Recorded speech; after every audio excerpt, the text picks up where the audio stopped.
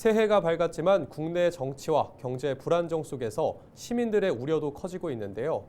오늘 국회는 지금에서는 은평구을 지역의 더불어민주당 김우영 국회의원을 만나 새해 구상과 지역 현안에 대한 해법을 들어봤습니다. 손성희 기자입니다. 항상 그래도 새해에는 조금 설레는 기대가 있는데 올해는 작년 말 큰 사태 때문에 밤잠을 못 자고 또 지금도 그 여진이 지속되고 있잖아요. 얼마 전에 법원에서의 또 큰 폭동 소요가 있어서 안 그래도 어려운 삶에 처해 있는 우리 서민들 입장에서는 국가가 우리를 보살피고 또 미래의 꿈을 조금 지원이라도 해야 될 텐데 이게 뭐 하는 건지 싶죠. 정치하는 사람으로서 정치의 흑역사가 지금 한국 사회에서 진행되고 있기 때문에 그걸 어떻게든 빨리 정상화시키는 거 그게 너무도 중요한 시간인 것 같습니다. 저는 그게 세계적인 현상이기도 한데요. 그 사실을 중심으로 세계를 바라보는 게 아니라 그걸 탈진실이라고 해서 혐오하고 배제하고 분리하고 그럼으로써 사회적 모순이 마치 특정한 계층, 특정한 민족 때문에 발생한 문제인 것처럼 악용하는 정치. 그게 저는 정치의 흑역사라고 보거든요. 우리나라도 물론 경쟁 국가들하고 치열하게 경쟁을 해야 되겠지만 뭐 중국 공안이 뭐 한국의 선거 부정을 일으켰다. 이런 가짜 뉴스로 계엄까지 간다는 거는 참으로 있을 수 없는 일들이 일어난 거죠. 인공지능 관련 법안이 얼마 전에 국회에서 통과가 되었습니다. 알고리즘과 같이 우리의 현실적인 소셜 네트워크를 움직이는 이면에 인공지능과 같은 새로운 기술 수단이 있기 때문에 그걸 보다 한국이 선도하면서 인공지능이 사람의 영혼을 불어넣고 풍족시키는 방향이 아니라 사람을 극단화시키는 방향으로 가고 있어서 그게 사실은 오늘의 정치적 흑역사를 만든 원인이기도 하거든요. 보고 싶은 것만 보고 좋아요를 누른 것만 다시 컨텐츠로 날라오는 그런 패단을 좀 줄여서 상호 균형 잡힌 정보를 우리가 볼 수 있도록 하는 그런 알고리즘 법안 같은 것들을 한국 사회가 만들어놔야 되지 않을까 그런 부분을 많이 고민하고 있습니다.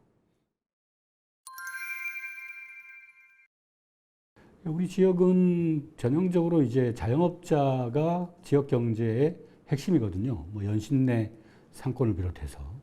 근데 지금 자영업자들이 심각한 위기, 그동안 안 그래도 위기였는데 그 계엄 이후에 매출이 거의 절반 이하로 떨어진 데가 대부분이더라고요.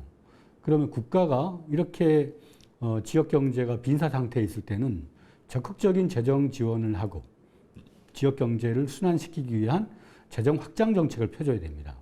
이런 사회적 재난 시기에 민생 회복 지원금을 적극적으로 지역 화폐 같은 방식을 통해서 지원을 해서 지역 경제를 일으켜 세워야 되겠다.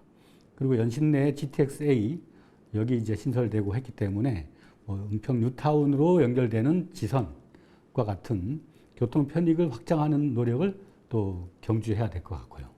그다음에 혁신파크의 재구조화를 지역 경제나 지역민들의 요구에 맞게 만들어 나가는 일들이 중요한 과제인 것 같습니다. 사실은 이 GTX-A가 서울역 또 강남으로 뻗어나가기 때문에 저쪽 파주에서부터 문제는 도심까지 또 강남이라고 하는 첨단 소비 지역까지 너무 가까운 거리예요. 그 얘기는 우리의 소비자가 그쪽으로 갈 수 있다는 거죠. 그게 사실 KTX를 대구, 부산에 연결하니까 대구, 부산의 그 의료나 쇼핑을 서울 와서 하는 그런 패단이 생긴 것과 같은 그런 문제가 있을 수 있어서 지역의 상권을 보다 문화적으로 또 보다 청년들이나 그 소비층들이 찾아올 수 있는 매력적인 지역 문화로 만들어 나가는 것이 필요한 일이라고 봅니다. 그러니까 GTX-A 연신내역과 은평 뉴타운을 연결하는 것은 그동안 신분당선 연장을 공약했던 역대 정부의 공약 사항이 좌초됐기 때문에 거기에 대한 대안 노선으로서는 가장 이것이 효율적이다라는 것이 저희 입장이고, 그래서 이걸 가지고 서울시랑 협의의 과정에 있습니다. 은평구청하고도 협의하고 있고, 이것이 이제 다른 대안보다도 훨씬 더 경제적이고 또 빨리 도심으로 또 강남으로 나아갈 수 있는 노선이기 때문에 이것이 적절한 대안이다라고 보고, 이걸 이제 여러 가지 용역이나 경제성 검토를 거쳐서 국가의 철도망 계획에 반영하는 것이 목표입니다.